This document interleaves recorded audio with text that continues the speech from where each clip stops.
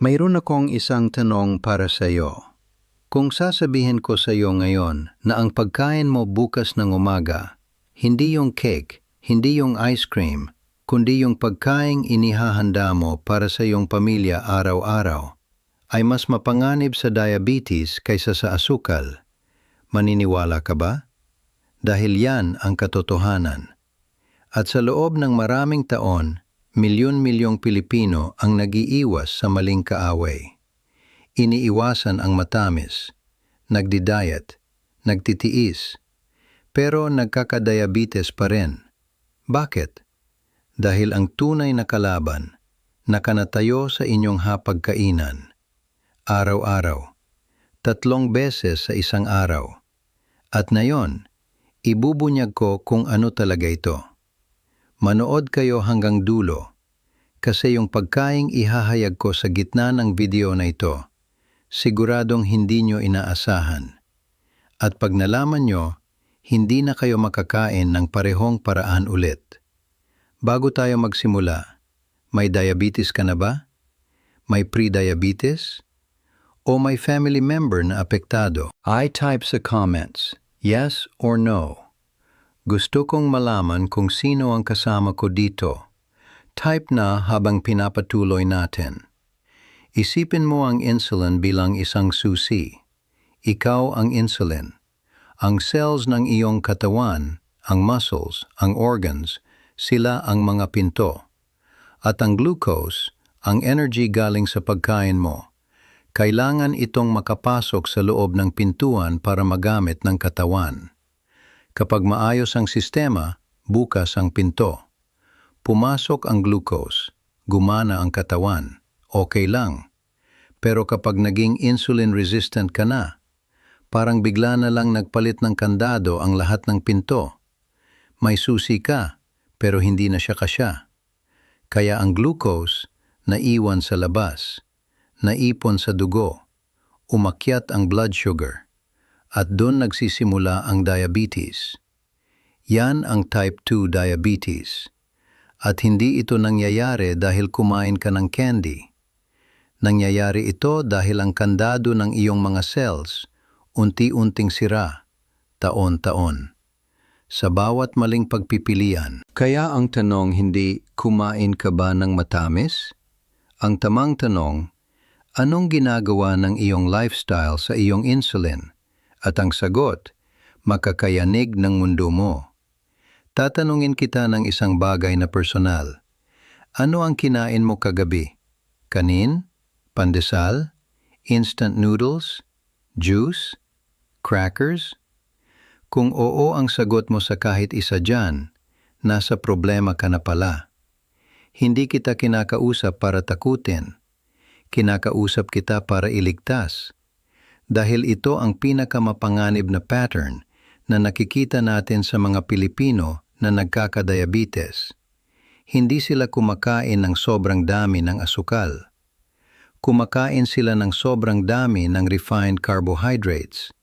At sa tingin nila, ligtas sila. Kasi hindi naman sila kumakain ng matamis, di ba? Mali. Dahil sa loob ng iyong katawan, ang refined carbs at ang asukal, magkapareho ang epekto. Parehong nagiging glucose. Parehong nag-i-spike ng blood sugar. Parehong sumisira sa insulin sensitivity. Ang pagkakaiba lang? Ang refined carbs, tinatawag mo pa itong pagkain. Ang asukal, alam mo nang iwasan. Kaya mas mapanganib ang isa. Ngayon, handa ka na ba? Ito na yung bahagi na sabi ko kanina na magpapashock sa iyo.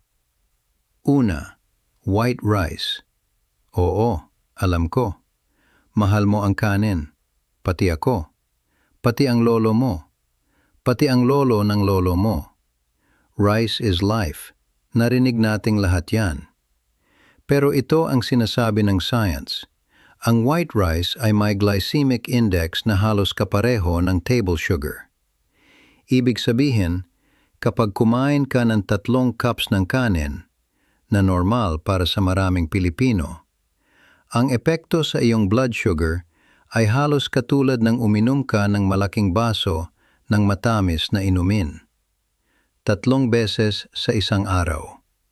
7 araw sa isang linggo. 31 araw sa isang buwan. Habang inaalagaan mo ang sarili mo sa pag-iiwas sa cake tuwing birthday, nakuha mo ba ang irony? I-type kanin sa comments kung nasaktan ka ng kaunti. Pangalawa, pandesal at white bread. Paboritong almusal ng bansa. Pero ang tinapay na puti, walang fiber, walang sustansya. Diretsong tinatamad ang katawan na i-digest, kaya mabilis itong nagiging glucose. Katulad ng kanin, pero mas mabilis pa nga. Kaya yung almusal mong pandesal with coffee with sugar, nakaspike ka na ng blood sugar mo bago pa man mag 8:00 ng umaga. Pangatlo, instant noodles. Ito ang pinaka-triple threat. Refined carbs para sa blood sugar. High sodium para sa blood pressure. Preservatives para sa inflammation. Isang malaking bowl ng instant noodles at tinatamaan mo ang 3 sistema ng katawan mo ng sabay-sabay. Pang-apat, sweet drinks. At ito ang pinaka-underrated na kaaway. Soft drinks, iced tea, fruit juice na may dagdag na asukal, sweetened milk tea. Nakarating na ba kayo sa point na umiinom kayo ng juice para maging healthy? Dahil bunga naman yon, di ba? Masustansya? Pakinggan nyo ito. Kapag pinoprocess ang prutas para maging juice, tinatanggal ang fiber. Ang fiber, yan ang nagpapabagal ng absorption ng glucose. Wala na ang fiber, naiwan ang asukal. At liquid sugar, mas mabilis pa itong nasisipsip ng katawan kaysa solid food. Isang baso ng commercial fruit juice, maaring katumbas ng 3 hanggang 4 na prutas na pinagsamang asukal, nang walang sustansya. Panglima, processed snacks, chips, crackers, biscuits, ang mga pagkaing inaabot mo pag gutom ka ng kaunti. Puro refined flour, puro unhealthy fats, puro empty calories. At pagkatapos mong kainin ang isang bag, hindi ka man lang nabusog. Pero ang blood sugar mo? Spike. Ang insulin mo? Spike. At pagpaulit-ulit ito araw-araw? Insulin resistance na. Nayon, hinto muna tayo. Dahil alam ko ang nararamdaman mo ngayon. Baka galit ka. Baka nalungkot ka. Baka naisip mo, pero ito ang kinakain ko buong buhay ko. Paano na? At nandito ako para sabihin sa iyo, hindi pa huli. Ang katawan ng tao, kahanga-hanga. Design para gumaling. At ang type 2 diabetes, lalo na kung early stage pa, reversible pa. Hindi sa gamot, sa lifestyle change. May mga tao na nagbalik sa normal ang blood sugar nila nang walang insulin, nang walang maintenance. Sa pamamagitan lang ng pagbabago ng kung ano ang kinakaing at kung paano ginagalaw ang katawan. Hindi magic, science, at posible para sa iyo.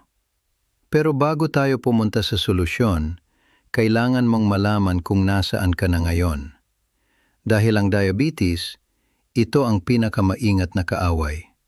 Tahimik, walang sakit sa simula, pero nagtatrabaho sa likod ng iyong katawan, taon-taon.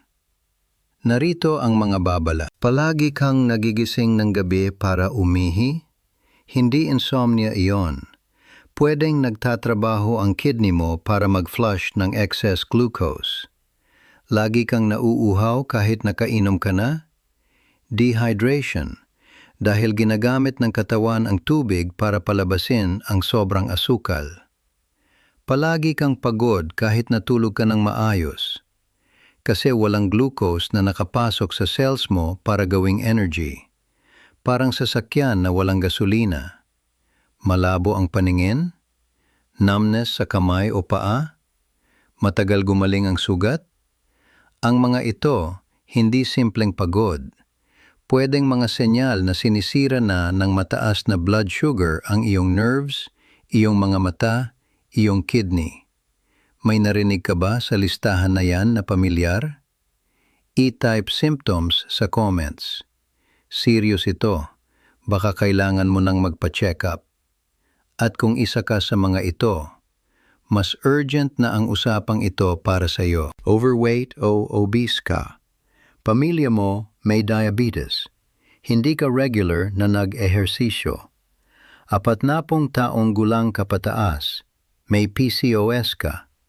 O nagkaroon ka ng diabetes nung buntis ka. Kahit isa sa listahan na yan, dapat ka nang magpa-fasting blood sugar test o HbA1c test. Hindi buwan-buwan. Hindi taon-taon kung alam mong high risk ka na yon.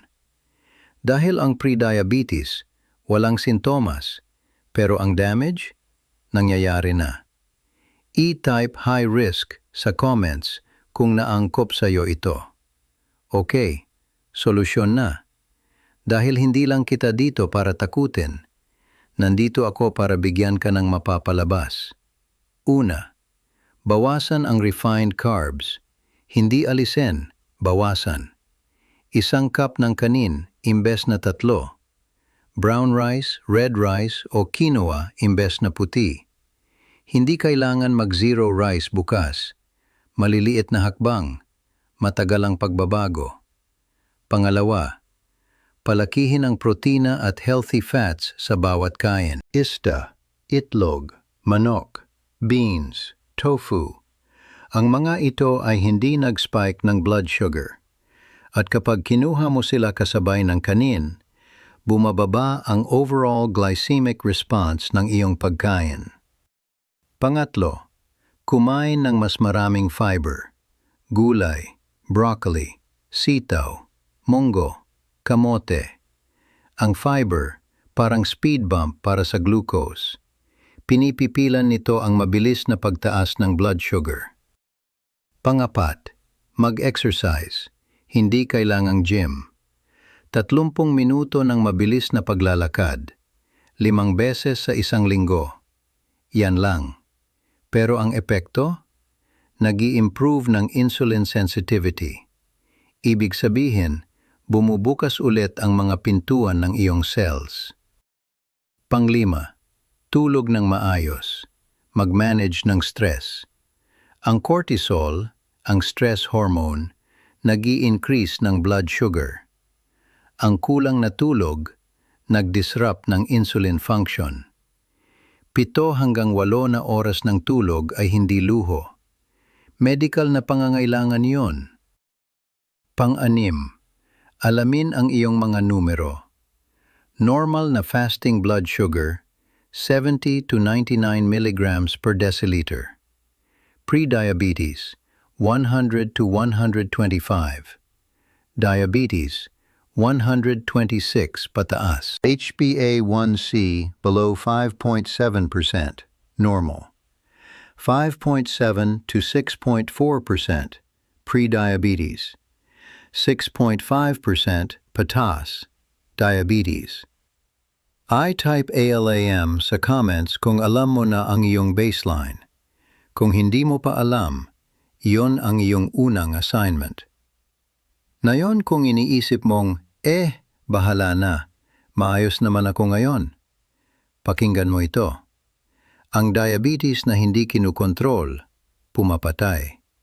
Hindi biglaan, dahan-dahan, organo sa organo.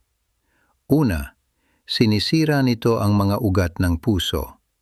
Kaya ang mga diabetics ay mas prone sa heart attack at stroke. Pagkatapos, inaatake nito ang kidney, habang-habang dialysis, 3 beses sa isang linggo, oras-oras, taon-taon. Nagda-damage sa nerves, kaya yung simpleng paa na maaring maging isang sugat na hindi gumagaling. Isang sugat na nagiging ulcer. Isang ulcer na nagiging gangrene. At ang gangrene, naabot ang punto na kailangang putulin ang paa para maligtas ang buhay. Hindi ito horror story. Nangyayari ito sa milyon-milyong Pilipino ngayon. Kaya ang tanong, hindi, pwede ba akong mag one more cup ng kanin? Ang tunay na tanong, gaano kahalaga ang iyong kinabukasan sa iyo? Pero narito ang pinakamagandang bahagi ng lahat ng ito. Ikaw, na yung nanood ng video na ito, ay may pagkakataon na ang karamihan sa mga naging diabetic ay hindi nagkaroon. Ang pagkakataon na malaman ang totoo habang maaga pa.